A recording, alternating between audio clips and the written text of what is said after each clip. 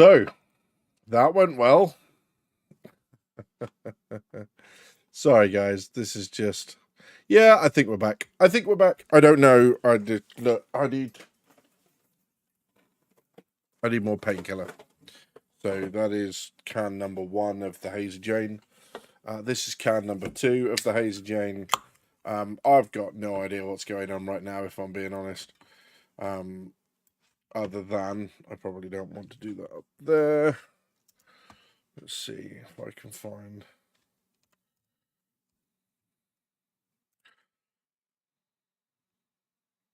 Here we go. So, hopefully you can see that. We can all see that. Check. So what I want to do now, I might just need to do a couple of bits with it, but I want to see if we can find now the Citizen Con stuff from way back when. Here we go. This, I think, no, this is far too recent for that sort of stuff. We gotta keep going back and back and back.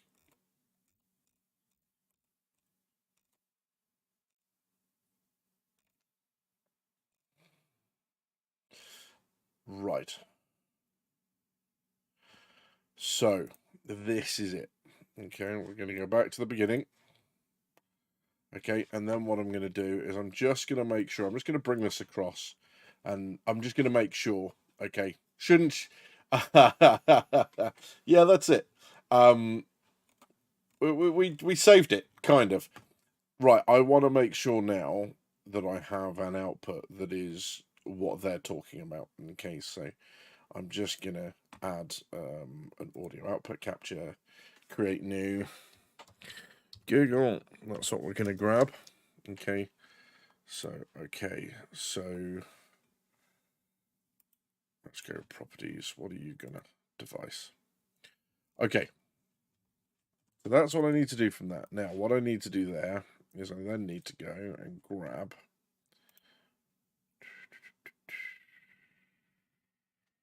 sound settings. I don't know what I'm looking for here. But basically, what I'm trying to do is manage what comes out on what, right?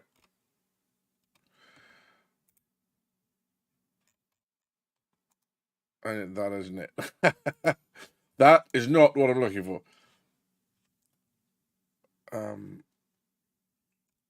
I'm sure it's that bit. It's not that bit.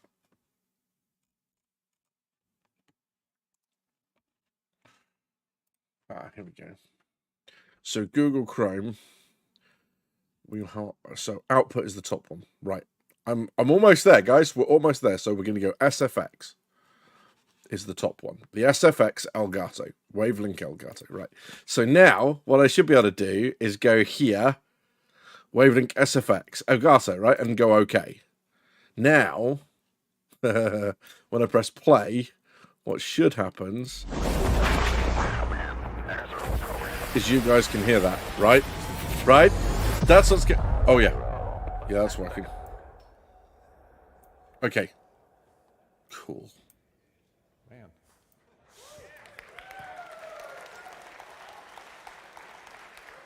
How's that working? Can we get those lights brighter? Okay, so hi, I'm Tony Zerbeck, and I'm the Director of Precision. Yeah, Astray. Yeah, absolutely. Dropped. I hope so. I'll be doing the lead vocals tonight, and over here on my right, Dropped. I really hope so. Is Jake Mealy, I really hope that they do something with us that we can get involved in. But let's have a look. We're going to be showing you something pretty interesting tonight. Has anyone seen this? Has everyone seen this already? Is anyone seeing this for the first time? So let me know if you've seen it. Yes. If you haven't seen it, no, or first time or whatever. But let me know kind of like where you are with this and what it looks like. For those that are just joining us, because there are 6 people in here. Edison, yeah, we without knowing it, we were there at the same time, which is kind of cool. But Look, this honestly, I will lessen the talking then if you guys are here, and I'll bring it posters. I'll bring it on at points, guys. This is honestly, I sat in the audience at CitizenCon 2019, as did Edison, and I sat there going, "This is going to be a great game, but I don't know how it's going to be that great. I don't know how it's going to achieve the level of greatness that it's after." Is what I mean to say, right? I don't know how it's going to do that. And then I saw this, and then I got it. I sat there and I listened to it, and oh my god, it was like, holy moly, this is something else entirely. So I'm going to copy the video URL.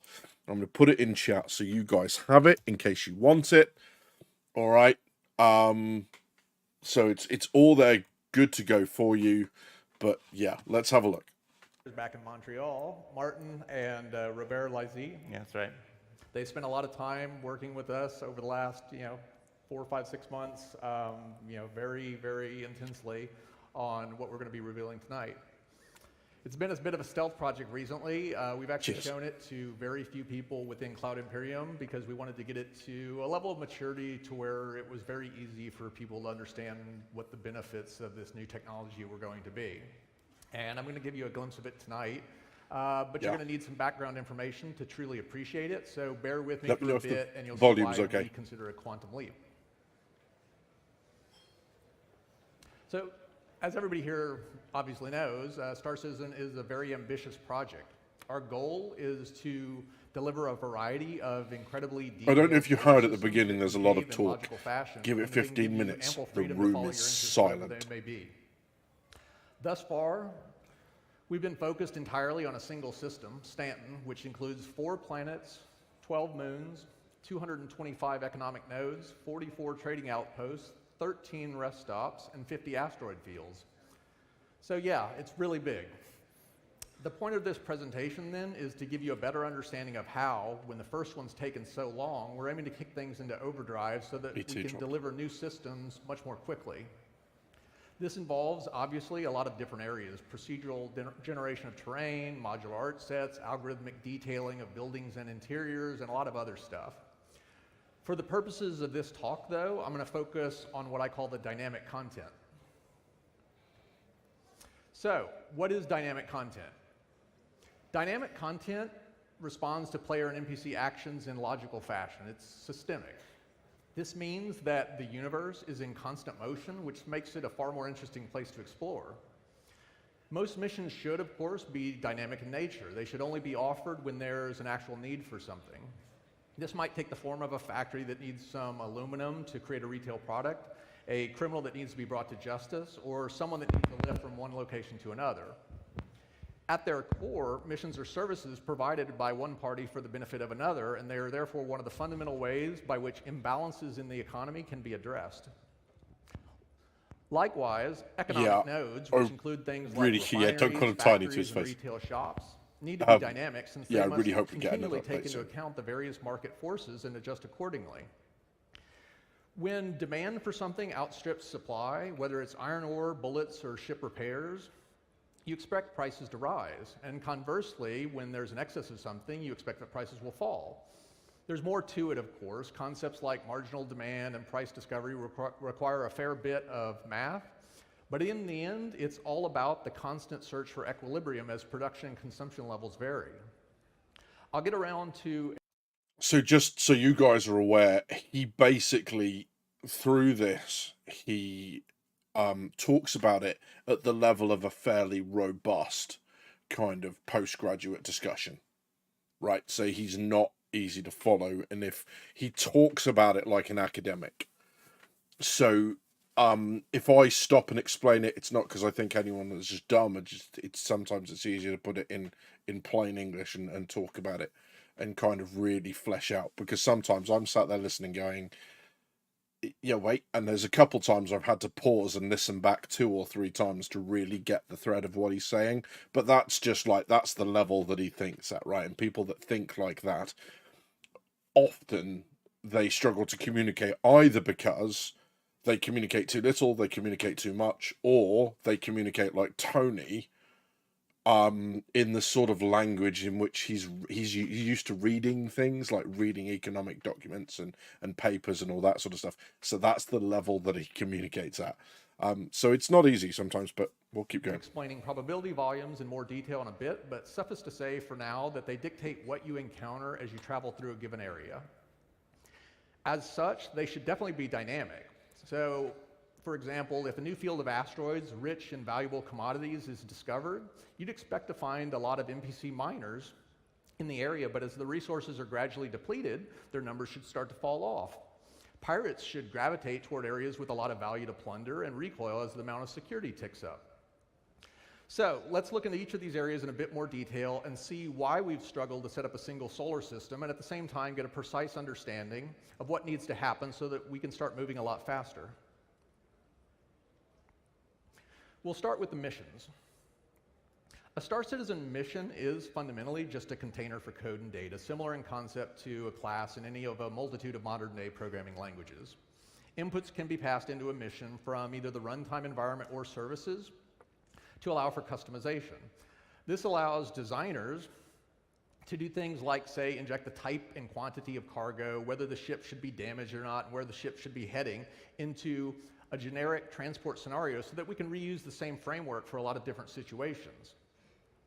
Missions can have content tags embedded within themselves to denote their composition, whether they contain security, pirates, freighters, miners, asteroids, or some kind of a combination. Missions can also have thematic tags applied.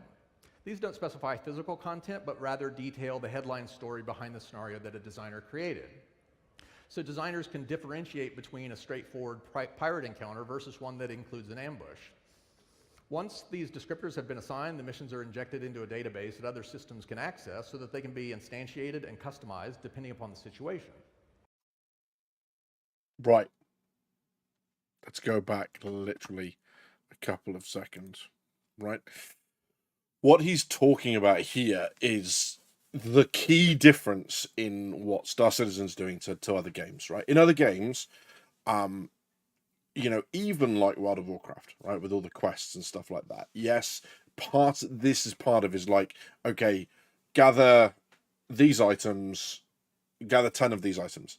So what they then do is they go, okay, these items are going to spawn from these mobs within this set area, and that's why you get your area drawn on the map, and you get the little yellow highlight under your mob as it runs around, so you know that, yeah, like Edison says, get me 10 bears' asses, right? So what they're talking about here is they're talking about doing this in such a way that it can be used to react to what's going on in the space. So if you've got an area with no pirate and very little security, yeah, you don't spawn the pirate missions and the security missions. So the system goes, okay, anything with you know, the whole idea of with pirates, because there aren't many pirates at all in this space, you're talking maybe 1 per 1,000 quanta, then pirate missions are going to be are out, you know, and that, well, there's no security either, so security's out. So this is how it's going to draw on different missions depending on what's going on in this space. And what it's talking about right now, bearing in mind this is 2019, so we barely had mining at that point. I don't know if we actually had mining. I think we did. But yes, you did, because that was when they introduced they started talking about the prison and where you could mine your way out of prison with a hand miner. Once these descriptors have been assigned, the missions are injected into a database that other systems can access so that they can be instantiated and customized depending upon the situation. This, however, is where we start to run into some major problems. Designers have to explicitly link missions to various constructs within the game, an NPC mission giver, for example, or a probability volume covering the area around Yella. This is time-consuming and greatly complicates maintenance.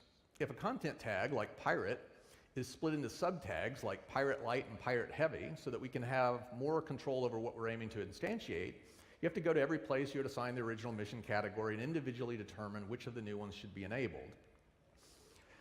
Worse, this isn't dynamic at all. Mission content is fixed to specific NPCs and locations, so there's no evolution. The universe is completely static. Another major problem is that we don't have sufficient context to properly customize the missions. At a macro level, the game doesn't really understand the concept of a route, much less what miners traversing that route should be carrying, or what condition they should be in, or which direction they should be if if they're empty, heading towards a mine, or full, bringing the results of their efforts back to a refinery. This lack of context means that we can't exploit a mission's ability to have information injected into it for customization, and that means that you see a lot less diversity, despite requiring just as much work. The last problem, and it's a big one, is that there's no NPC regulation of the mission content. Missions are the basic units of work for the economy, and if someone doesn't do what needs to be done, then everything grinds to a halt. In a properly functioning system, NPCs need the ability to step up if players aren't going to, and the risk reward justifies the effort, and do the work themselves. If a commodity can be purchased at one location and sold at another for a dramatic markup, and there isn't enough cost or risk involved in the transport to warrant the differential, NPCs should seize the opportunity and move the material themselves until the price starts to make sense. So again, what he's saying here is that the problems are that, you know, the minute you go, okay, we're going to change something on the piracy, every single mission that contains that tag has to be adjusted manually by a dev. And this is why they keep going on about creating the tools for systems in the future. You know, and this is why they're setting it up this way. So object container streaming, server-side object container streaming and all that is in pretty much. What they found is that there's the way they intended for it to work and the way that it's actually working. And this is why, I don't know if you noticed, but during like the Xenothread event, the first time they played the Xenothread event, the servers were actually remarkably stable. And that's because everyone in the server was in the same place. So the server was effectively not having to deal with ArcCorp it was having to deal with Microtep because of its proximity to Xenothreat. But it wasn't having to deal with Horizon, it wasn't having to deal with Hurston and Lawville. All of those were streamed out. And what they found that as more players spread out, the object container streaming benefit is less because it's still streaming in all of the content because one player needs it over there and 3 players needs it over there and 2 need it over there and everyone else is doing Xenothreat. So this is part of, I think, where server meshing is going to go, and they'll be able to go, okay, well, that, you know, this server will stream these specific things and that server will stream those specific things. So when it sees that load increasing, other servers will take on that specific streaming of those objects, and that should massively reduce the server load. But yeah, For a dramatic markup, and there isn't enough cost or risk involved in the transport to. But interesting, what he's saying here is that you know, the system doesn't understand the missions. So it doesn't understand, for example, if you've got a mining world over here and you've got a manufacturing world over here, the system doesn't understand that going that way they should be full and going that way freighters should be empty, because they pick up the mining, they drop it off. So full, going that way, drop it off, empty, go back, pick it up, full. The system doesn't understand that. So you could have ships going towards the factory that are empty and coming away from the factory full of the raw materials the factory needs, almost like they've stolen it, and it doesn't understand that. And the other thing is that what happens if you try to build a universe that understands those things? Let's say, you know, in all that factory that we're talking about is building quantum drives. So if it's not getting the supplies it needs, it can't sell quantum drives, and it supplies the quantum drives to the 6 systems around it. So all of a sudden, no one's selling quantum drives. So you can't get anything upgraded, and so on and so forth. So this is what they're talking about, because actually the no NPC regulations, if we're not supplying factories and that with materials so that they can do what they want, the NPCs will do it. But this is one of the problems. At the moment, It's not doing that. That's not what's happening. You know, there is no supply chain. You can't, at the moment, the way the game's set up, you can't blockade anything. You can't stop supplies coming into a system and bring the system to its knees, because the system's just magicking the supply out of their backside and going, oh, look, I've got more. Ta-da! And this is how they're going to fix it, basically. The differential, NPCs should seize the opportunity and move the material themselves until the price starts to make sense. So let's talk about economic nodes now. An economic node is an entity within the game which might be represented via an actual storefront, a kiosk, a UI interface, or an NPC that possesses an item manifest detailing the items it wants to buy or sell, storage capacity, and a fair bit of data related to determining prices. This includes refineries that process ore, factories that produce goods, and retail stores where you buy finished products. Factory inputs aren't explicitly denoted, but are instead derived from the production formulae of whatever they manufacture. Prices, what economic nodes are willing to pay for their inputs, and what they want in order to sell, are determined algorithmically based upon the rate of change of their inventory versus the tangent of a pricing curve. This means that they're smart enough to, say, raise the price of what they're selling even when their inventory is low if they detect that they're being resupplied at a sufficient rate to get where they want to be in a reasonable amount of time. So clearly there's some dynamism happening here, which is fantastic. Unfortunately, that's where the good news ends.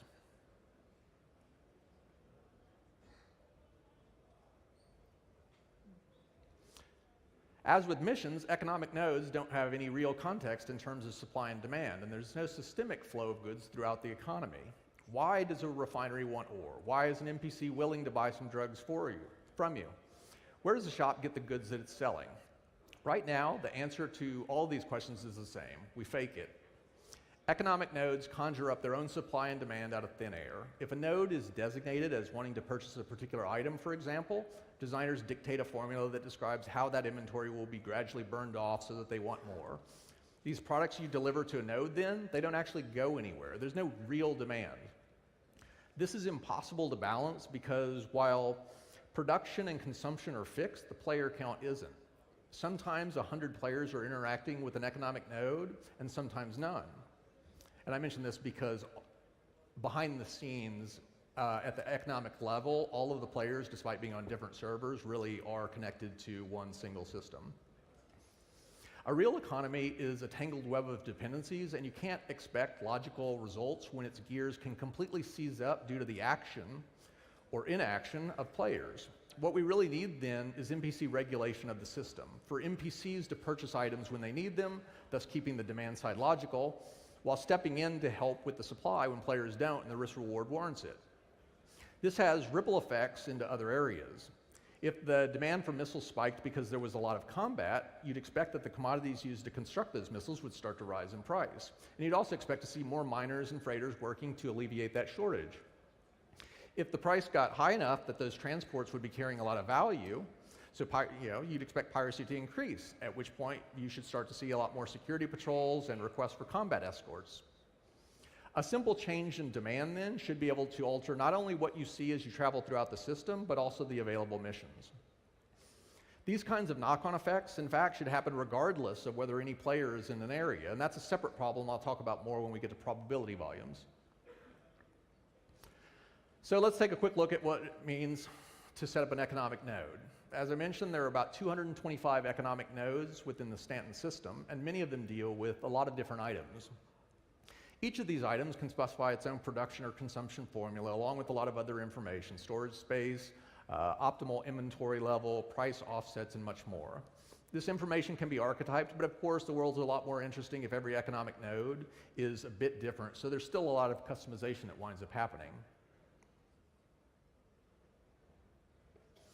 So now let's take a look at the economic nodes around a typical planetary system.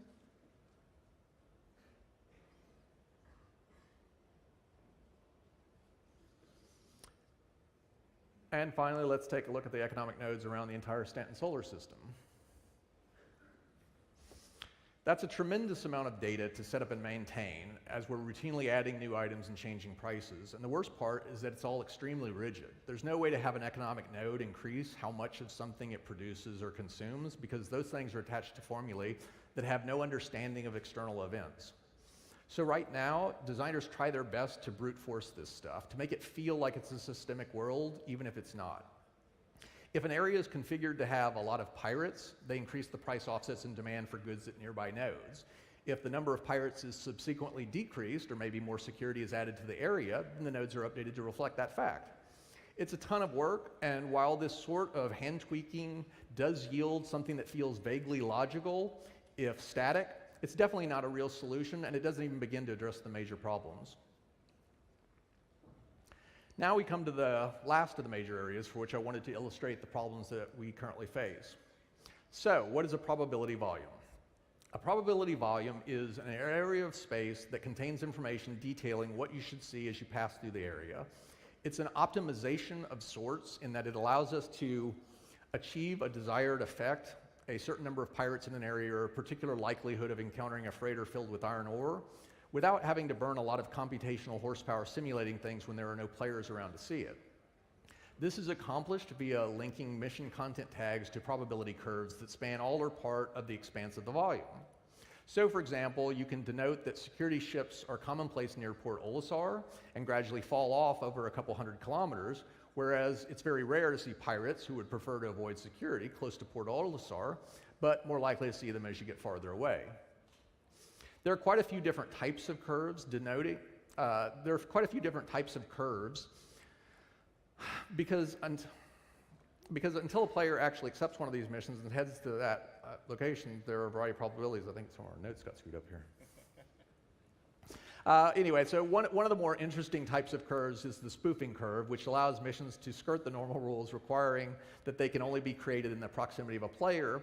And this is done so that an NPC can request that you travel to them to provide something they desire, in which case, obviously, we can't limit them.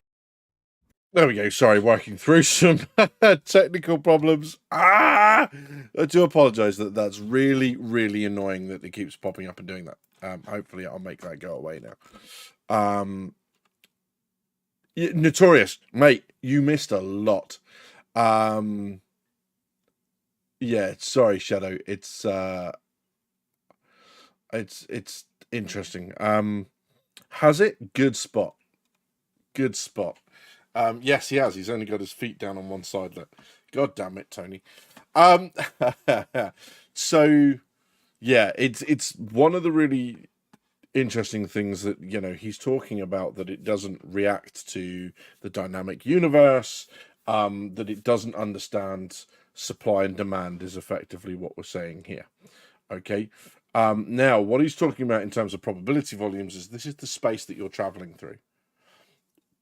And at the moment it goes, well, okay, what sort of missions do we want to give you? And at the moment it's incredibly static. So you guys know, right? If you want to do the Ghost Hollow missions, you need to be in Microtech's kind of gravity well, right? We know that if we want to go and do the PI Wanted mission in the Kovalex shipping hub at Gundo, you need to be in Horizon and the Crusader gravity well. If you want to do, for a long time, like the boarding mission, the 890 jump boarding in progress mission was only in one gravity well.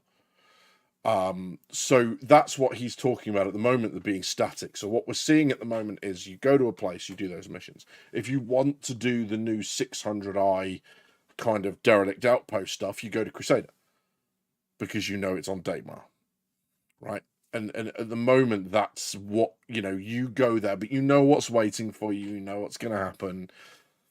You know that if you want missions to go to Korea, that you hang around in Crusader, and then when they pop up, you'll see them, right? That's the static stuff that they're talking about at the moment. We'll get back to it. Them to only existing in yours or another player's immediate proximity. This is how combat assist is currently handled, and we'll be adding some other things like NPC refuel and NPC passenger transport in the near future. The reason it's called spoofing is because we only keep a small stub active on the back end, which is way more efficient. We've got other types of curves. There are reinforcement curves that allow designers to dictate how quickly backup tends to arrive when you've been identified as a felon. And we also have the ability to modulate that time according to how far away you are from the place you were last spotted and how long ago that was. There are bounty hunter curves, which allow us to link to a probability, which allow us to link a probability to your wanted level so that we can increase the encounter frequency when they'd actually be hunting you and otherwise keep them very rare. Let's continue on, though, and get a better understanding of how exactly probability volumes works.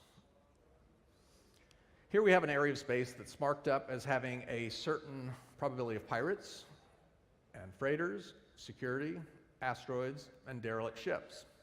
Now let's go ahead and activate all of that content.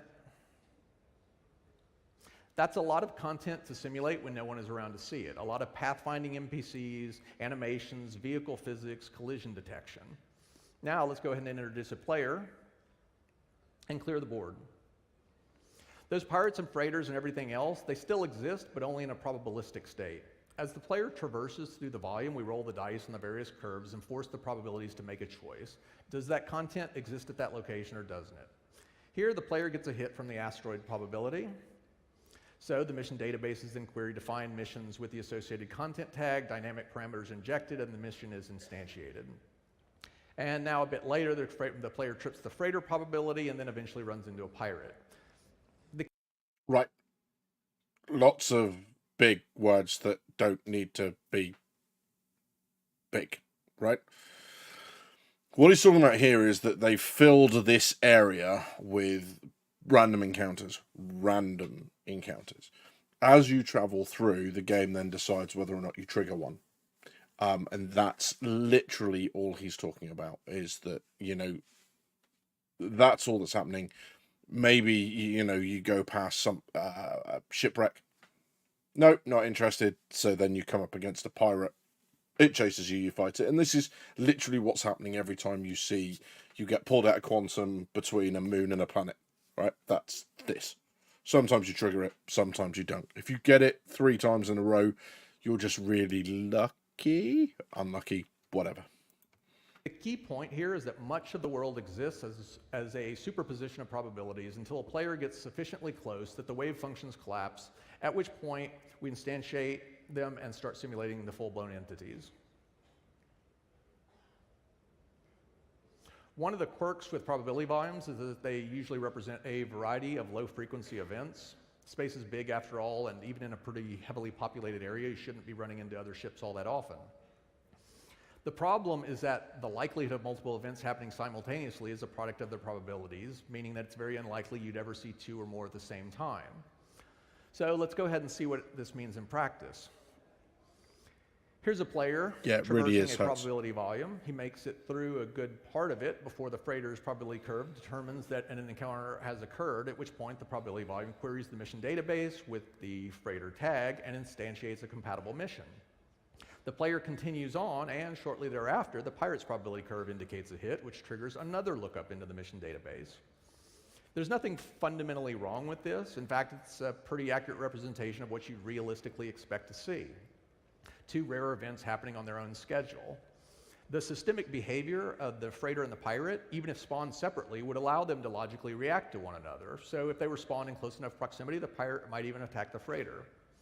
The problem is that this approach lets the algorithms dictate too much of the experience, and if you're not careful, this can lead to the gameplay starting to feel very formulaic. What we really want is the ability for designers to craft more custom content and to then have a mechanism by which we can trigger it such that it all feels logical, if a bit lucky in the timing. So what we do instead of basically allowing the algorithms to entirely control what you see is we defer the activation for a short period of time and bend the probabilities of other things so that we're more likely to get a combination than would otherwise be the case. So they once again the player once again triggers the freighter's probability, but rather than, you already got it? Yeah, so we're running a little bit ahead. But basically what you've seen here is the player hit the freighter's probability, held on to it. We bent the probabilities to increase the likelihood of anything else being able to be attached. In this case, that involved the freighter. It involved the pirate, rather. So why does this matter? Think about a pirate and a freighter being created separately. It's going to take a good while for the pirate to close the distance with the freighter, disable it, park next to it, and board it. This means that you'd never come upon a situation where the freighter's already been disabled and the pirates are rampaging through the ship, so you'd better hurry if you want to save the crew. That's actually a really interesting scenario, though, one that'd be a lot of fun to experience. So while we're fine with the systemic functionality, driving things by default, we want to be able to bend things towards more interesting situations without it ever feeling too random every once in a while. The problem with probability volumes then all comes down to their construction. Each one, and there are lots of them, contains a litany of curves. Which is really interesting, right? Because what they're talking about is, okay, now think about the 890 jump boarding in progress mission. We have seen the missions where you've got to defend something against the attackers, right? And at the moment, it's just defend it against being blown up. But maybe you've got to defend it against being boarded, right? So there's a Legionnaire or ships that are going to, Cuddy Blacks, the backs are going to open and people are going to EVA across. And you've got to try and stop them from doing so. Great. Loads of fun. But think of every cool moment during that mission, right? Whatever it is. So pirates come in, they attack the 890 jump. They get over, they board it, they attack it. They leave some survivors, but they, without realizing it, they take the data, they head back to their base, right? Every interesting scenario within that, they can create a mission for. So you could come in at any one of those points. At the moment, the way we have it set up is this. So you only ever deal with that mission at one point. You could get a distress call and you go on the ship and everyone's dead and there's one person injured and you go and you try and heal them and you have to get them to medical help. But then they say, I heard them say where their base was and I managed to get the coordinates of their base. So here, this is yours. If you want to go after them, do it. Just kill them for me.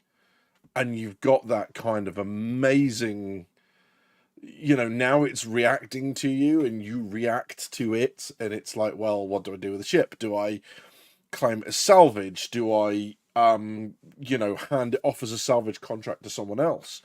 Do I save this person? Do I kill them and steal the stuff on it and claim that they were killed in the attack? How do you want to play it? There's really interesting ways that you can do this. And this choice that they're giving you, they have already trialed it in PI Wanted. I keep coming back to this, but that for me is the most interesting thing they've put into missions. It's not the most interesting mission that they've done. It's the most interesting mission design because you decide when you are done with your investigation. You submit the paperwork saying we have conducted an independent investigation and this is what I have discovered. So if you don't discover the truth and you just pass it off as fact, then everyone else takes it as fact and the way that mission reacts to you. So it's giving you the choice, how do you want to deal with this? And that would be really cool. Let's say you follow a mission chain as far as you want and you go, ugh, I really don't like salvage. And then, part of it is, okay, now, do you want to salvage this? Wouldn't it be great if you could pass that mission off to other players and go, no, okay, I'm going to put this out as a beacon for salvage and I'm going to leave. So all of a sudden they pick that mission up from the middle of it and off they go with it. And now they're picking up that chain. It would be really cool. But let's see about the problem with probability volumes. Curves and associated data and is set up by hand, which is time consuming and requires constant updating as other things change. One of the main reasons why they're so difficult to maintain is that many of the variables that a probability volume details should impact one another. More security in an area should of course impact the number of pirates, but because they're all handled independently, designers have to be very careful when modifying them. Mistakes are inevitably made, which results in a lot of sleuthing around to figure out what broke or is now poorly balanced and how to resolve it. The worst thing though is that they're static. If an area has a lot of pirates, it will always have a lot of pirates. There's nothing you or the NPC population can do to change that. Rewards won't vary based upon the level of threat in an area because the threat is always the same. A new commodity discovery won't cause miners to move in to exploit it, and won't in turn attract pirates eager to prey on them. Demand for security patrols and escorts for that area won't increase in response to the pirates, and the pirate threat won't recede as a result. What we really need then is a way to dynamically derive the probability curves based upon what's happening. Or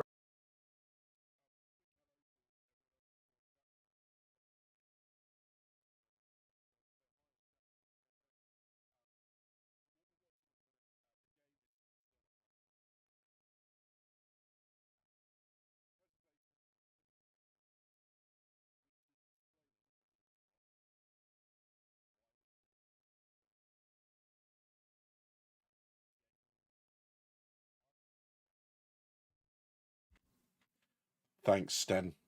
I'm a pro at this. I'm a pro at this. I'm not muted anymore. I'm really sorry.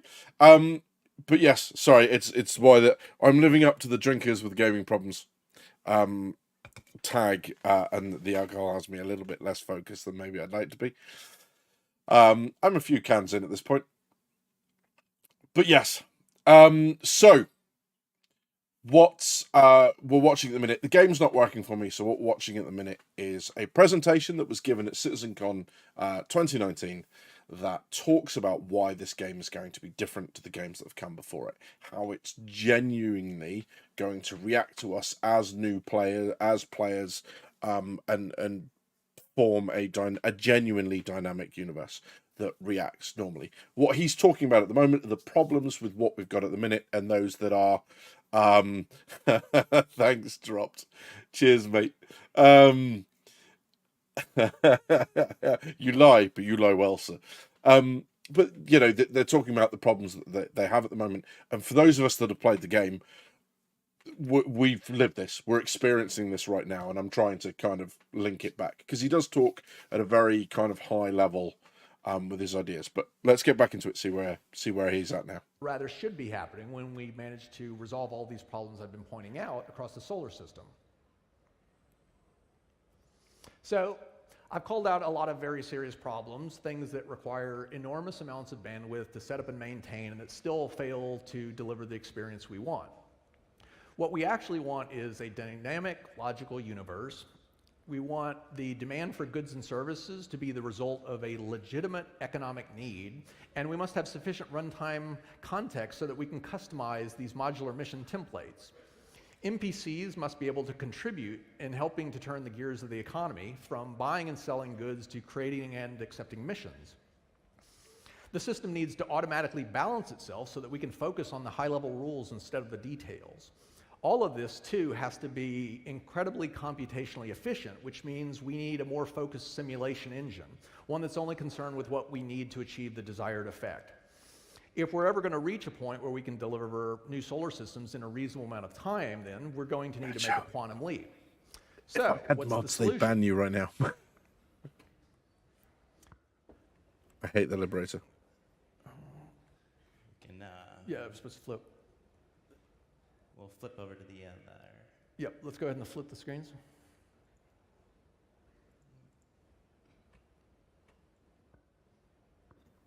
It's exciting, I really promise.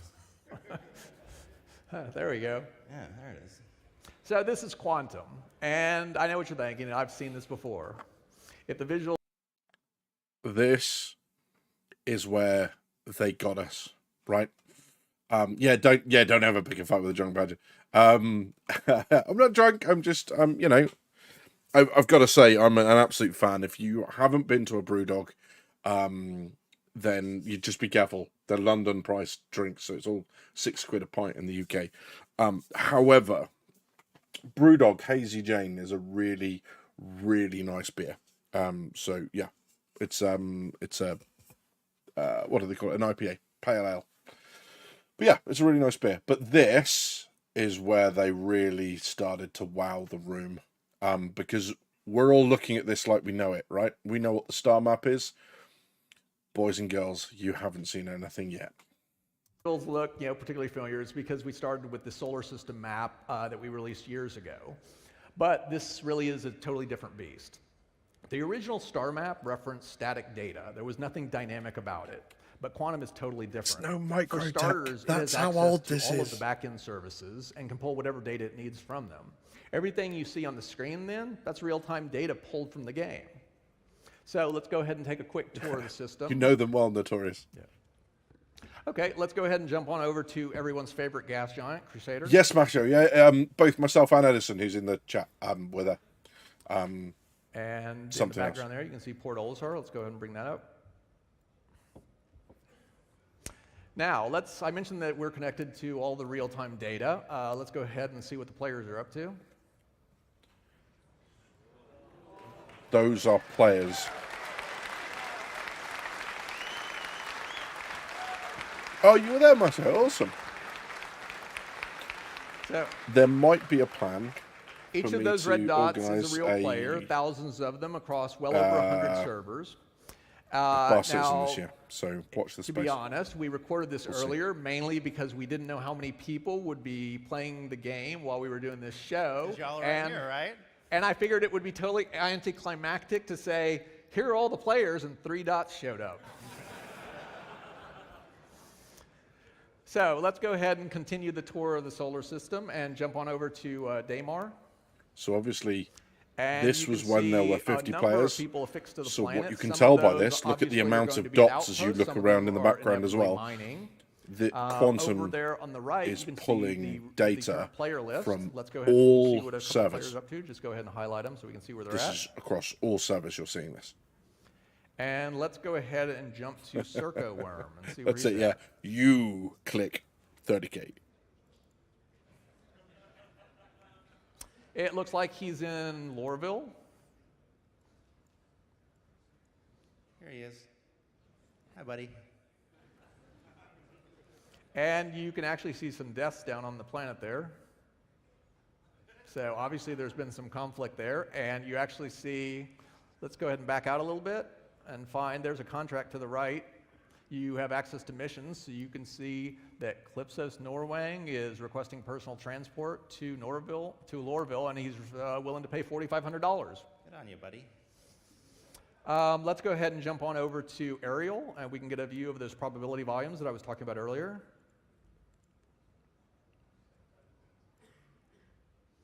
And so what you're seeing here, as I mentioned, there are a variety of different types and lots of different content and thematic tags. So this is for all these phenomenal. things. This So is you can see everything you from seeing the default tags. You can see how the likely security it is that you're reinforcement going to tags, pick the up a bounty hunter mission, tags, a the different type of spoofing mission, tags. be it There are a number pirates, of these be we'll it, be you know, adding like more. being In pulled out of general, what it's quantum doing by is, a, as I mentioned, it's by like a basically mantis or representing whatever. things in probabilistic state because it's too expensive for us to This fully is us simulate them. looking at that in real time. Now let's go ahead and jump over to a shop. Which is Let's check out the phenomenal. Hicks Research Station that's on Cellin.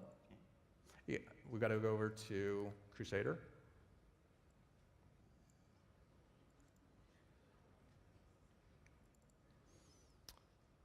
And let's go ahead and open up that shop.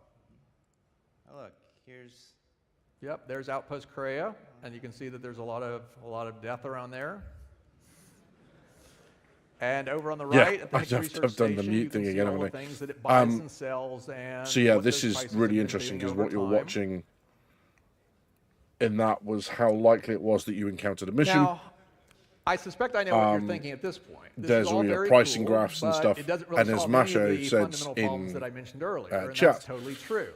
So this let's will clear the also board show us and get to how that. they're problem solving, how good or bad a mission is. But they'll come on to that in a sec. So, the primary reason Astro, for funny you should say that. existence That's is exactly to enable what this us does. to Exactly have what one this does. unified world where we can, simulate millions of NPCs and feed back into that all of the player actions into one unified whole. So there's really no difference. There are some optimized areas, the probability volumes that exist in between these two realities, but really this is the full-blown simulation. It takes into account all the player actions. So let's go ahead and start by bringing 1,000 quanta to life. You on the wrong one? Yeah, that's fine. So Jake here is cranking the number of quanta up to 1,000, and they're basically going to come streaming in from another system. Flowing into the universe there. Those are NPCs. These are simulated entities. You can see there, you've got the count of how many are in Mention the real universe, significance but of this these are is when NPCs you're being talking added to the about system. working out the vast multitude of details that we really need to allow this universe to evolve and feel dynamic. We don't actually need all of the incredibly high fidelity, super computationally expensive stuff that we would get if we were actually simulating these NPCs the traditional way on the server so that they look exactly like they would when you see them. These NPCs don't need to do animations. They don't need to do physics. They don't need to do collision detection. They don't need to do a whole slew of things that we Macho, couldn't what afford was to do. your It would be impression at incredibly the end of expensive to this? try. How did you feel about And the game, in the having end, even watched if we this did whole it, it wouldn't presentation? make What the was end your- what result was your any feeling? more accurate. So, They also have personality traits too. Like Yep. each one has a little bit of something going on. yeah, there are a number of different traits that we're modeling. We're still working out the exact configuration. One of them is ambition, and that specifies how far a quantum can push themselves relative to others, whether in crime or legitimate enterprise. Yeah.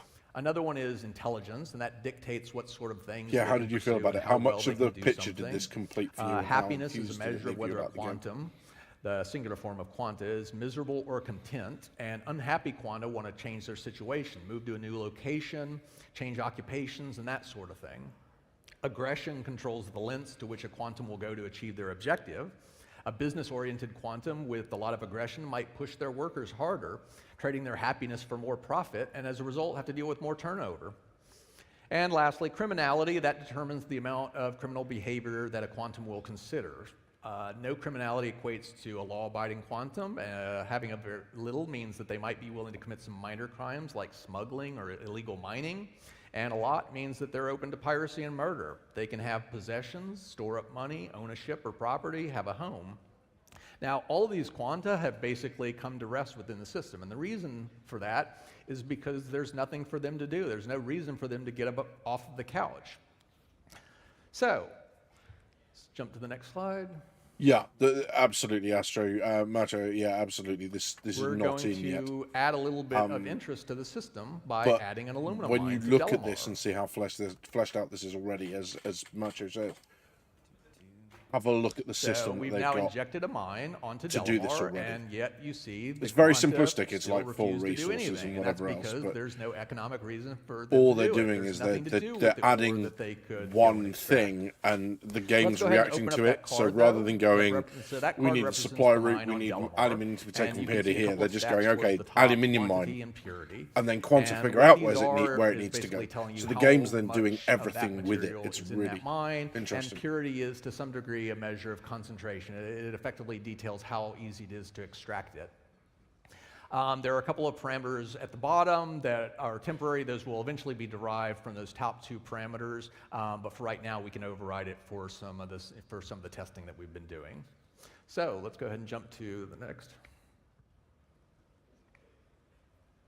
So now we're going to go ahead and add an aluminum refinery to Crusader.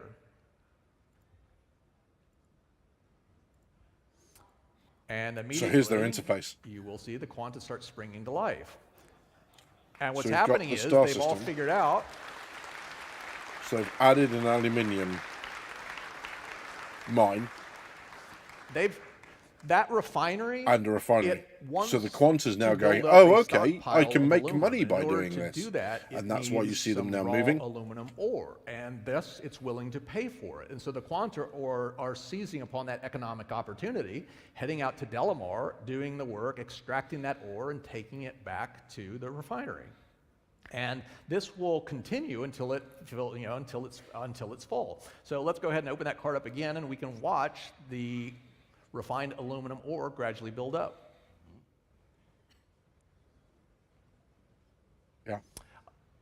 You can also see the number of workers. A few of the quanta, so you see many of them actually acting as miners. There's also a number of them that are working in that refining factory. Refineries Yeah, can't process absolutely, this Macho. material, This is what will without make this labor. game. And there's a formula that dictates how much labor is required More to than anything process else. this stuff. This So they is have to how- hire a sufficient number of workers in order to Yeah, actually absolutely. execute This is operation.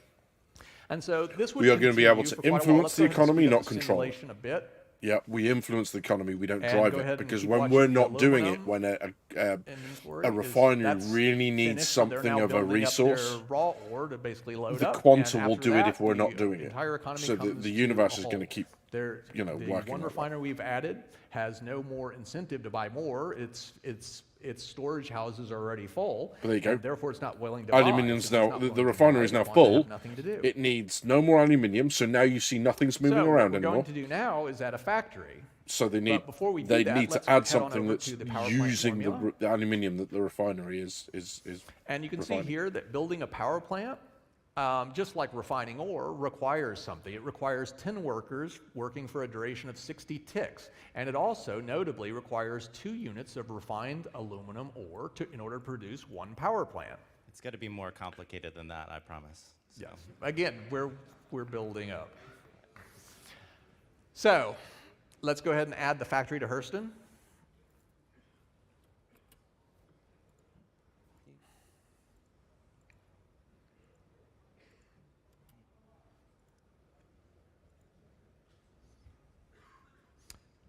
You gotta slow down. Oh, going too fast there. Slow on down. And so once again, you see the economy spring to life. And so now you've actually got 2 different tiers going. The factory, let's go ahead and open up the factory.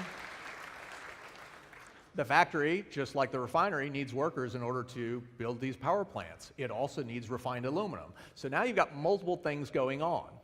The factory is willing to buy refined aluminum. Someone has to transport that aluminum from Crusader to Hurston. So some of the Quanta are basically working, they're basically working as freighters to move that product from one location to another.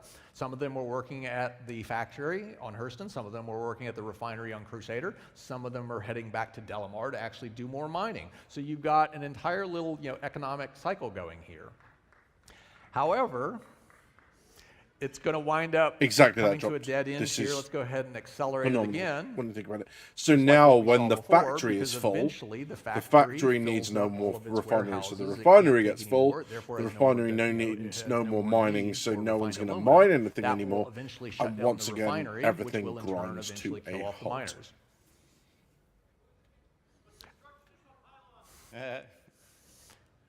And you can see there that the inventory is still building on the aluminum, which is why there's still some activity. There's a lot, yeah.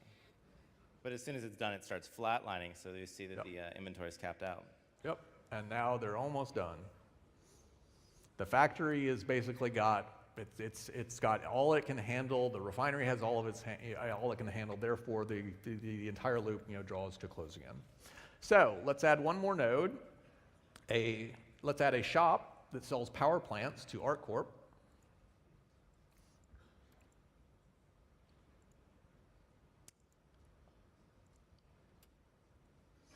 Slow it down again. And so now the loop is a bit more complicated. The shop is it's a retail shop, it's looking to sell power plants. In order to do that, it needs to be able to buy them for one price, sell them for another. So it adds its markup on, and it, just like the factory that requires transport of the refined aluminum from Crusader to Hurston, it needs the power plants transported from the factory to it. And so if you notice, if the individual Quanta, they'll actually have a little translucent circle around them if they're carrying goods. And so you can easily differentiate whether or not the ones that are moving, for example, from Hurston back to the mine are empty. They're going to load up on ore. And then when they're heading back to Delamar, and then from Delamar back to Crusader, they've actually all got ore. And so this loop will actually continue indefinitely. And the reason is because we've cheated something for What's really interesting here, if you notice that they're not all going back to the factory, they're not all going back to the mine, they're not all going back to the refinery. And the reason for this is that those personality traits they were talking about, the 5 personality traits, because they act like sliders on each individual NPC, you end up with a whole bunch that act like individuals. So even though, you wouldn't see this on the screen, you're not going to see this many necessarily flying like this, is that, are reacting to, okay, well, I can do the longer distance, I want to do the shorter distance. I'm going to anticipate more money, but I'm willing to go further and risk the danger and so on and so forth. Tonight, and it sounds very similar to what I was basically saying was a bad idea earlier, which is the shop right now is a simple consumer. It's burning off that inventory. The difference here is that the solution to that is very simple in the context of quantum. And the reason is these quanta, the next step of what we'll be working on is they'll actually require ships. Ships require engines. And so all of a sudden there's a real demand for how many power plants do you need? How many ships do you need? It all follows those same logical equations. So let's go ahead and add a bit more economic complexity. Actually, a slide. So this is So one thus far component, we've shown one very basic material economic being loop. refined. One commodity, one refinery, one factory, and one retail shop. The real world, of course, is far more complicated. You'll have lots of different commodities, refining and production nodes, retail shops, and of course players in quanta competing against one another for a limited supply of goods and services. It's this competition, this economic natural selection that ensures that things remain in balance, that a logical equilibrium is reached. Yeah. Should have already gone to it. So, next. So, our current architecture basically has players connecting to a game server. Yeah, absolutely. And this is the thing, right? and then we've got services behind especially the the whole scenes D and that Holly, can maybe you feed can buy up information enough to these resources that servers and you receive force the information price back in up or return. force the price down. And so you can see here, we've got shop services and probability volume services and all of this sort of thing. The Yeah. basic problem with this arrangement is that services don't have any knowledge of what NPCs are doing, or rather what they should be doing. So that shop service that controls the prices, it's got algorithms, but it has no real understanding. It doesn't understand that there are 10,000 NPCs that do or don't need this, or what pirates are doing, or any of that. We don't simulate at that high level anywhere within the game right now. You have servers that basically instantiate the stuff near you, and you have the services that can run the Now you're formula, getting it and that's dropped. basically it. That Now, they can Treasure implement these hunters, services, these algorithmic price calculations, but supply and literally, demand only comes from players and hard-coded formulae. And it's the with same a for missions back and end like PDs. this The data is completely that static and works, can't evolve. The number of servers, of course, this as we've seen here, it varies depending intuitively, upon how many players are in the game. there's not a lot So they can't let's go achieve. ahead and add quantum. Quantum changes this in dramatic fashion. It gives us a place where we can efficiently simulate NPC behavior and then feeds that behavior to the game server so that players can experience it. Further, it allows player actions to be fed back into the simulation so that there's no meaningful difference between the real and simulated worlds. Quantum creates a complete loop. NPCs can be simulated in efficient fashion. And I actually meant to say that quantum feeds the services, which in turn feed the game servers. So let's go ahead and get back to the simulation. And what we're going to do now is alter the power plant formula. So let's add a bit of complexity. No, by changing the Jock, what we'll production do formula next for week power then, if plants we to can't get the require game layer working, is we will look at the next bit where they talk about how they're going to have NPCs have personalities and NPCs become permanent Yeah, okay. Yeah, we do want to add the new personalities line first. within the vest. So we're going to add a layer 9 Because that's the line next Chihuahua. level. What we're doing at the moment is we're looking at the entire universe as on a universe scale or even a system scale thing, which doesn't take into account the individuals, right? It's not looking at you as an individual level. The beautiful thing is those 5 sliders that they're talking about. Macho, sleep well, my friend. Thank you very much for coming in and saying hi. And yeah, hopefully I'll get the stream working earlier so we can spend a little longer chatting next week. But you take it easy, my friend. Sleep well, and we'll see you soon. Yeah, look, what they do in the next video when Tony Z did his next update was he then showed us, okay, now let's look at the level of the NPC. So if you're then attacked by an NPC, and let's say the NPC kills you or whatever, the NPC gets crime stat, that NPC then becomes a permanent NPC. So the game then starts to track what that NPC is, where they're going.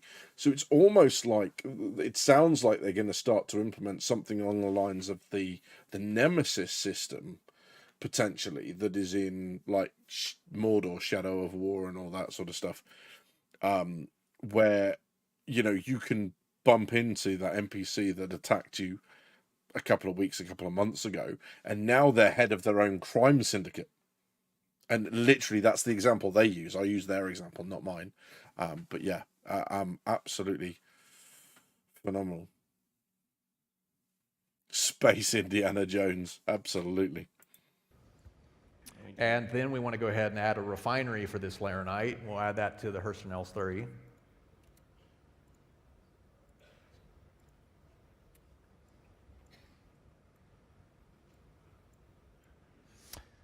And now let's go ahead and adjust that power plant formula. And we're going to change the power plant formula. Right now it requires 0 laranite. We're going to change that to 2.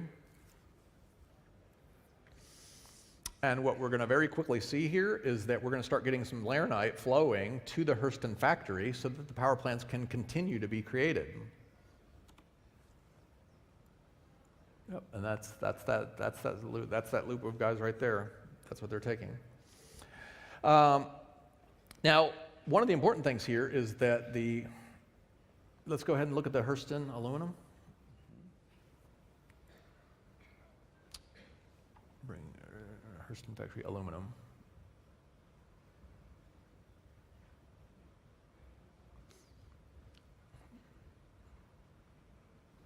Now, what wound up happening there is it was very low for a period of time, and that's because they were actually burning off that aluminum inventory as fast as they. Shadow, you blasphemer. So yeah, no, he is, like I said, it's not the easiest stuff to listen to, because he's giving this effectively at the level of a very robust kind of postgraduate defense. But having said that, when people say, well, okay, how's the game going to know when you're blockading a system? How's the game going to know when, that you're going to crash the prices? Like, the game's, it's not that clever. It doesn't, yeah, it is. Because if you are swamping the market in order to crash it, you can do that. If you're going to buy up goods and withhold them to force the price for something through the roof to then sell those goods at a massively inflated price, you can do that. This isn't just about cargo and shipping stuff from A to B and handing goods off. If you have the money, you can force the price of a cargo through the damn roof. And then you can sell that cargo that you've been withholding in 10 hollies, because you've been buying it all up, and then you've been going, nope, you can't have any of it. I'm just going to make an aluminium shortage across all of these systems. And what's stunning about this is that, this works whether we're there or not. So although some of this is happening in the background, you actually see a representation of this, because those probability volumes that they're talking about earlier, and he's about to come on to this, are now affected by this. So if, like, for example, you saw that aluminium, if that's the only route in the universe, when you raid those ships as a pirate, you're going to find aluminium on them. So if you want to find the really kind of lucrative places to pirate, then you've got to use this system and figure out where the laranite mines are and the halonite mine and the, where's the quantanium rich fields. That's where you want to go to be a pirate. So when they talk about, oh yeah, well, it's gamers just going to be like throwing stuff up in the air, hand waving them, and it's not going to work like that. It actually is. And sure, like we said before, it's aluminum. Yeah, it's pronounced aluminium. we're not going to drive the economy for sure, because if we don't do anything, then the NPCs are going to do it for us. But that is not to say that if you take a rare, very high-priced mineral and you buy it up, that you can't stop people then from getting it, right?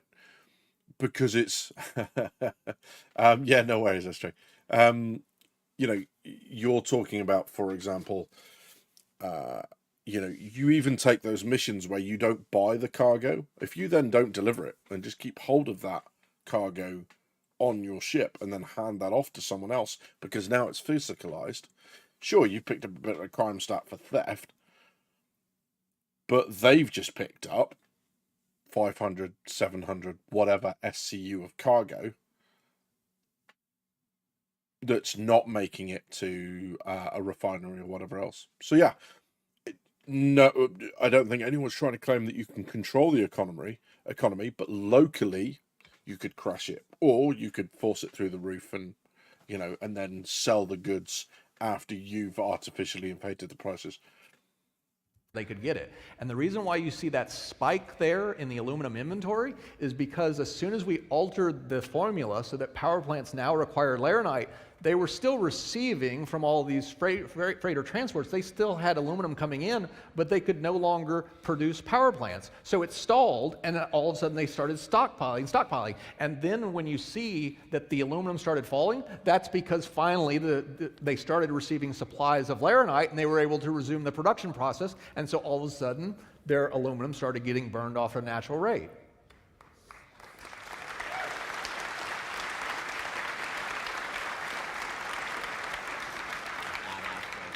Yeah. I think it's one of those things where so now we're going to add a bit more I laranite get out it in the now. asteroid I field. get how you're going going to to handle that via macro. And all right, he's not doing that in the most accessible way, but it's just the fact And that all of a sudden you go, now all right, let's go you've ahead and explained increase it the in supply of layman's aluminum and see terms what to happens. us, and now So we we're going to add a understand few new how our game is mines. going to So achieve let's this. add an aluminum mine to Selin first. Control chaos, yeah, absolutely.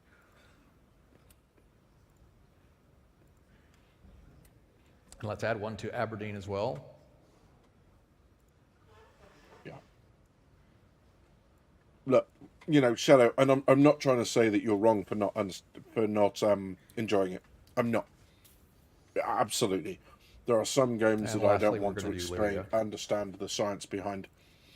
Yeah, absolutely. And I if you get remember, that it puts you we to already sleep. have an aluminum mine on Delmar. And like, I'm right there with you. Right, I understand. There's some games where Company Heroes 3's just come out, and I've just been watching a video, and the minute Tell he us we got need to into hurry like up. damage reduction and that sort of, I was just You like, I guys don't want want us to to hurry know. up or keep going? I just want to shoot people with my people and then blow them up. Sorry, right, give me a second. That's the bit that I remember from. They're telling us we need to hurry up. You jump ahead, I guess. You guys want us to hurry up or keep going?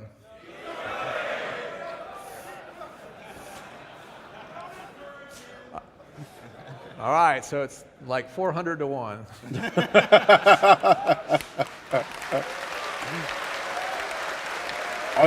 I remember the atmosphere in that room, and I tell you Let's what, add I a couple swear to more God, aluminum refineries if they to had the got him off Crusader the stage, L4 we would have and righted. Artcorp L1. We would have trashed that place. There's no way that we were letting them off the they're letting them off the stage. Such a good presentation. It just told us everything we needed to know about where they were going. So now and let's what go they were doing. ahead. We just added all of this new aluminum. So let's head back to that Hurston factory and see what aluminum prices are doing there. What's that factory having to pay for aluminum with all this new Because you imagine the these stuff new on the mines, right. these new refineries. Right? This doesn't just have to be economics. This doesn't have to be minerals, refined minerals, products, and then sales, right? They can create a card here that reflects war. So you could just create a card that says, I need supplies of medical supplies, ammunition, you know, whatever it is, even ships, even you know, kind of weapon systems, components, all of that stuff, even people, right? And you can just go, I want you to consume this many an hour. And all of a sudden, in an area, you can create this economic drain that goes along with war. You know, with that constant eating of resources and all that sort of stuff. You can create that from this. It's phenomenal. So when they say, well, you know, and like this is going to create the demand for things like the dynamic events and all that sort of stuff, it's all caught up in this, and it is as simple as apparently creating a card. You know, if you went back to where they said what are the supply requirements for a power plant, and they added 2 laranite to the 2 aluminium, aluminum. You watch them do this across the board for everything. There is nothing in the universe that they couldn't then track like that. Food, waste, scrap metal, through to people, through to uniforms, anything that is tracked as an inventory item can be affected by this system. It's phenomenal.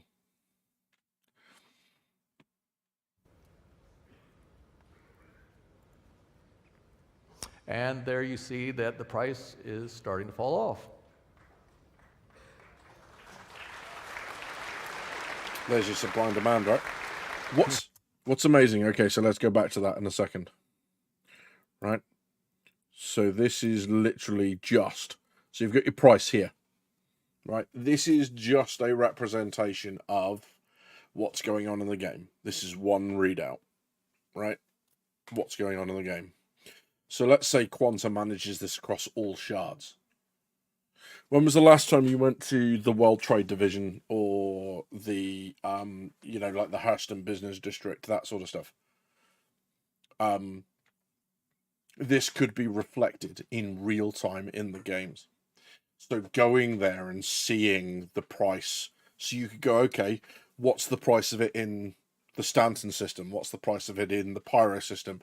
What's the price of it in the Nix system? And so on and so forth. So if they're able to see this on the back end, they're also able to put a readout from it into the real world.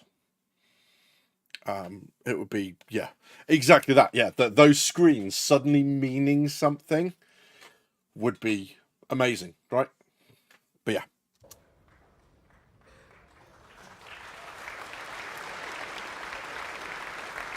Can you speed it up a little bit? Let's just see what it does. And if you see, it continues to plummet. So those prices are pretty much falling off a cliff now. From all that extra supply that's been brought on without us having to go back and rebalance anything. So let's go ahead and head on over to Cellin.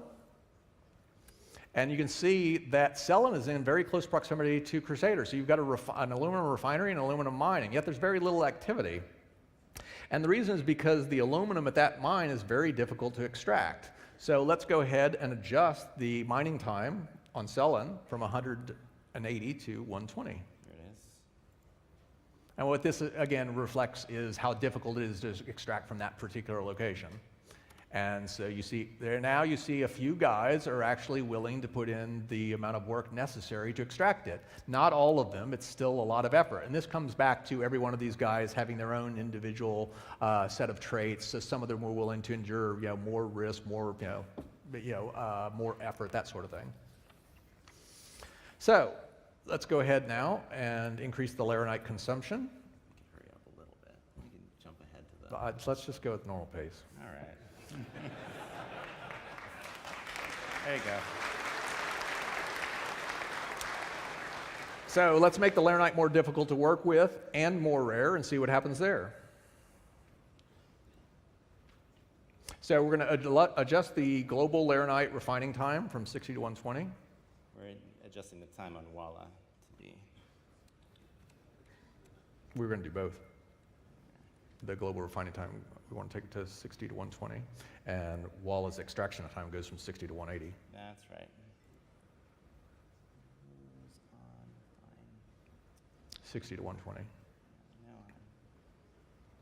Laranite. So what we've just done is basically make it more time consuming, more difficult to refine it, and we've basically made it more difficult to pull it out of the ground. So let's go ahead and apply a macro also to reduce the default purity of laranite from 50 to 16%, which means that refineries are going to need more ore to produce the same amount of refined product. Reactive? And now let's go ahead and take a look at the laranite prices on the Hurston factory. Yeah, I mean, this is what, 4 years old now? So we just It'll did be 3 4 different years old things to in make it October. considerably more expensive. I have for no laranite doubt to be utilized. whatsoever that these things are And massively and more you can mature see than that they are laranite now. prices are going up. It looks like they're starting to skyrocket. This could be a complete economic disaster. If you notice, they're just going up. So what we're going to do now to bring that back into control is let's go adjust the power plant formula to compensate a bit. So let's adjust it from, instead of 2 laranite, let's change it to 0.1. So we just reduced the amount of laranite needed in the economy by 95%. And let's head back and check out the prices again. Yeah. And what's phenomenal about this is, look, like, that was literally And what we should see here You in a know, minute and that is laranite applies it should to start that. drop off pretty significantly. obviously particular location. There you go. Crisis averted. But yeah, just a phenomenal kind of system that This will allows continue to them, drop if we watch you it. know, always get a when little you bit of when you turbulence think because you've already got that they contracts would have had to have gone into code to change all this at multiple different locations, so ahead and leave it in. multiple I'll different just locations in the wanna see code, it drop a little bit they more. can effectively open this up on whatever sort of scale they deem necessary and adjust those just by it's already typing in down some numbers 40-50%, to the and box it'll that keep falling. says laranite price, okay. amount of laranite required, So whatever now it is. let's go ahead and add some additional factories. The time Delamar at looks which it pretty takes dead. them There to isn't a lot of run economic this activity is nothing. They can happening over there. So let's add a bit of You know, life by adding a new avert- power plant factory. disasters because they're effectively creating an in-game simulated economy, right? So if they've screwed something up, they can avert it in the And blink yeah, of an let's eye. add a Hurston L4 factory for power plants But as if they well, want to create a little need, bit they of want to create a competition for requirement, they aluminum. can do that in the blink of an eye. To the point where hopefully And we should be then let's head on minimally over to aware, if at all, about what's Hurston going on. factory. And let's check out their workers. You notice that their workers are falling off a cliff. What is happening? Well, we just opened up a new power plant factory and they're getting offered better wages from another place. And so, And with a bunch of very, very simple And what are the variables. wages? on And all right, the algorithms that run behind it aren't simple, right? But with simple variables, they can reflect Let's see what wages workers that they were offering. being unhappy. It doesn't matter what the numbers are doing to us. We are seeing, well, So they were up at they offer no pay whatsoever. Yeah, Delamar's offering like almost So- 3 times the wages of. Yep, so there you, You see know, the so that- differential, that which is factory's that going to factory's more close. desperate for workers, and so And you they see- can let's go- incorporate actually this go- into let's in-game look at news, the- you know, if they're clever about basically it. the workers skyrocketed on Delamar. The and plummeted on possibilities are Hurston. endless. So, like you say, Shadow, like I'm not trying to convince you. And should be eventually those interested in wages, this. of course, You either are or stabilize. They you find a aren't, point right? of equilibrium, which is a big But for point those who of want all to this. know and want So, to let's go ahead to see now how they're going and to achieve make this. some major changes. We're going to do this Like with a this macro. blew You my can see mind. where I we went currently from, stand on you know, scale. hopefully they'll be able to create this amazing game and all this, that and the other and that sort of stuff, Absorb it quickly, everyone. to now being able to actually describe to people There how we it go. works. So we've added lots of aluminum, titanium, and agresium. And the entries that you see on the screen mark system. All of you know, those and, now and, have and this is deposits. everything taking its time. Right? Yes, you're We've right. added a bit more Entirely, we laranite, don't but have it's this still in pretty game. rare. We've also added a lot. We don't have this in game at all. It doesn't exist yet. They have begun, they say, to plug it in. Well, I mean, they've got some parts plugged in because they can see where players are and all that, but it's at its very basic level. And I think, you know, at the moment, I would imagine, have a list of different tech blockers that they need to, even if it's just systems that need introducing. Maybe a couple of the gameplay loops need to be more fleshed out before they can actually put this into the game. But the groundwork is there. Maybe we need static server meshing. Maybe we need dynamic server meshing. Maybe we need to start inputting them in at a basic level. But yeah, look, I'm going to cover this a little bit more. If the game doesn't work, next week we'll have a look at Tony Zurevic's chat about how AI can create their own personalities and they can become permanent NPCs in the universe. So those little names that we see next to an AI pilot can actually become a permanent part of the game. Excuse me. A lot of new refineries. Not long We've to go added now. Cooler and quantum We've drive got less than 10 minutes. recipes to most factories, and they require aluminum, laranite, titanium, and degreasium. The demand for coolers and quantum drives has been introduced, and we've also increased the demand for power plants. And lastly, we've increased, you can see there at the bottom of the screen, the number of quanta from 1,000 to 2,000 so that we've got enough workers to keep the economy humming. Now, previously, we've seen pretty obvious cause and effect. At this point, though, the economy is starting to get pretty complicated. And we can look at a few graphs to just see what's going on with some of the prices to see this. And this is one of the most interesting things about a really complicated economy, which is these changes in quantities and prices, the purposeful movement of quanta, this dynamism. These are all opportunities that you're going to be able to exploit within the game, and they're in constant logical motion.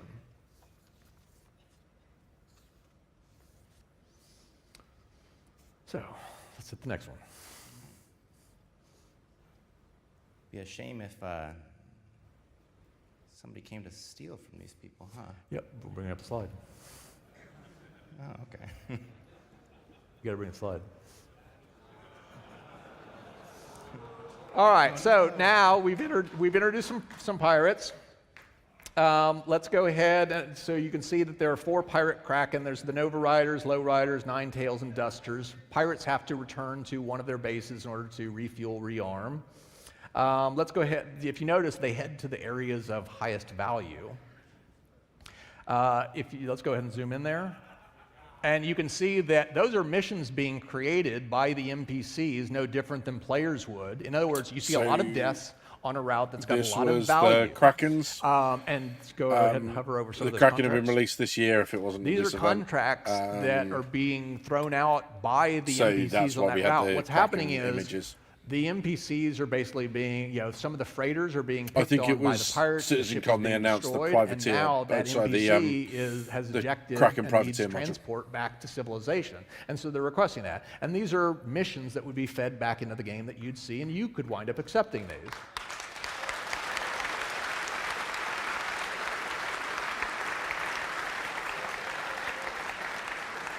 Let's go ahead and take a look at Hurston, the coolers and quantum drives. Check this out. This is where they're operating out of, you guys. All right.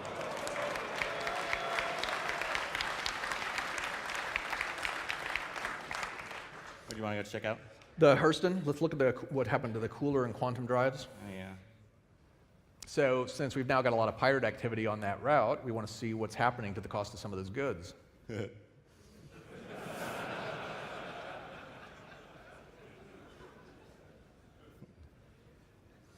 For a cool 500,000 UEC, you can get yourself your own power plant. Yeah, I can barely see that. It's actually normal. Piracy is really terrible for economics, you guys. So, Yeah. So let's go ahead now. you can really see it over at the coolers where it started at like a really reasonable thing. Like Yeah, 1,000. that's pegged. It's the scale. So basically, they were down around 1,000, 2,000, and now they just absolutely skyrocketed in price because so many of the freighters moved. Yes, that's coolers going from 2,000 UEC to 320,000 AUEC for one. whether it's supplies or moving, the finished product from one location to another, are now being intercepted. And these quanta, as I mentioned earlier, it's like they have various traits, and some of them are very risk averse, and they won't go down routes where there's a significant chance of death. And so to counteract some of this danger, let's go ahead and bring in someone to fight the pirates. So here comes some security. And what you'll notice is that security is drawn to areas of conflict where there's a lot of deaths and such. So they're going to wind up gravitating towards those areas where there's a lot of piracy. And there you can see them. Go ahead and over. Go speed it up a little bit. Not 200. It's 200 is too fast. It's difficult to tell what's going on. And if you notice, by the way, the police will wind up patrolling an area, so they're in constant motion, whereas the pirates basically are enabling quantum interdiction fields. That's why they're basically picking a route on, they're picking a particular location on the route between, between two locations, and they're basically, lying in wait. And the security, which doesn't know exactly where they are, is scanning the area looking for them. And so what you notice here is that the pirate situation is starting to look a lot better now that security's shown up. And you would see this reflected over in the prices. And so what you have here is a perpetual game of cat and mouse, to where the pirates look for the areas where they can reap the largest rewards with the least amount of risk, and security is then drawn to them. And as soon as you get enough pushback from the system in terms of security, then the pirates look for more opportunistic pastures. And again, this is very much like what you would expect to see in any logical functioning system.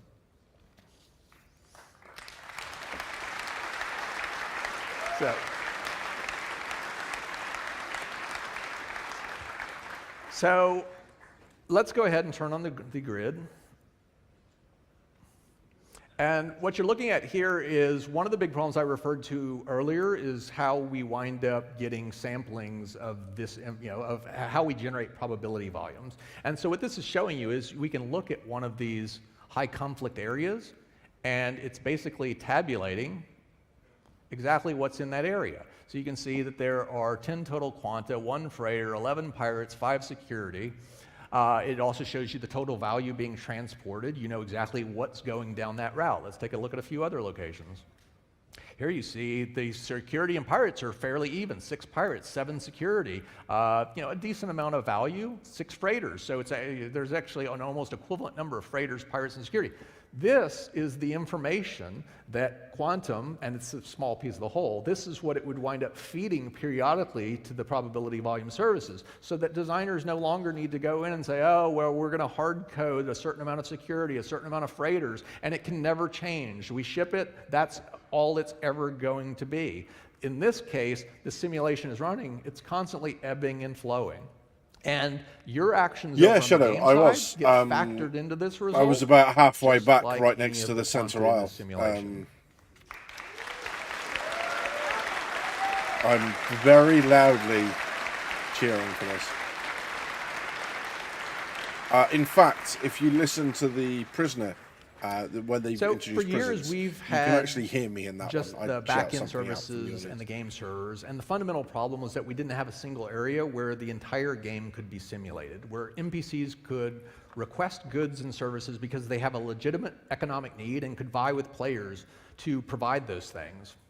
We didn't have a way for this activity to determine what you see as you wander around the universe, thus eliminating the need to spend enormous sums of effort configuring vast quantities of static data that could never deliver the dynamic experience we really wanted. Quantum solves all of these issues. It also provides us with a lot more context, which means that concepts not previously understood, like how much risk there is in taking an item from point A to point B, can now be easily calculated. Information like this is vitally important to the price discovery machinery, and as I spoke about earlier, in a properly functioning economy, such things can and will generate a lot of ripples. We also get the information necessary to properly customize mission content, meaning we can deliver a lot more environmental and mission diversity without having to do any more work. I've covered a few of the large areas that quantum will impact, but the effects will be felt far wider. How many NPCs you see at a landing zone, for example, and what they're doing can now change over time. Manufacturing towns might boom and bust depending upon how much commerce is passing through them at any given moment. NPCs can grow and evolve separately from their interactions with players into powerful bosses potentially, and you'll be able to witness their growth in lots of different ways. Criminal NPCs with a price on their head can move around the universe just like a player, making trying to catch them that much more fun. We've got a lot more work to do before Quantum is ready for integration with the rest of the game, but it's one of the last big steps in setting us up for a completely dynamic and systemic universe. Thanks for listening.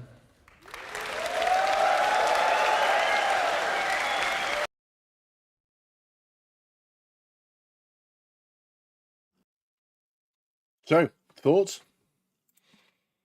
You know, how do people see that? How does that strike you as a method of, you know, running games, especially for those that like for whom it's the first time seeing that?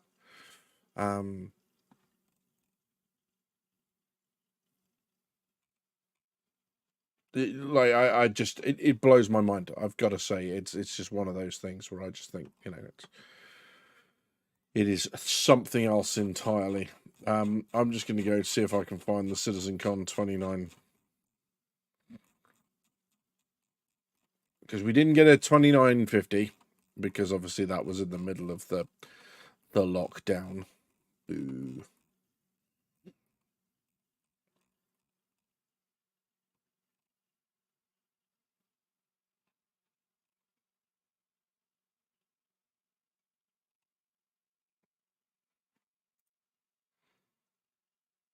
But there's a bit in this, rife and basically. economies collapse. And this is as much the case in Here you go. So what you the should phrase crime pays. So what you should hear is he says something like, this isn't a list of achievements, by the way, and someone in the audience shouts, they should be. And that was me. Bill in most games. But freedoms bring with it the scope to misbehave. Lots of scope, as it turns out. These are just some of the laws we've had to implement to try and rein you guys in.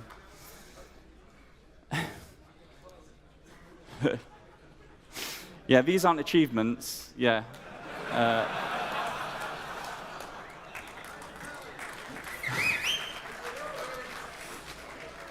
So that was that. Literally, just in the background, you just hear me go, they should be.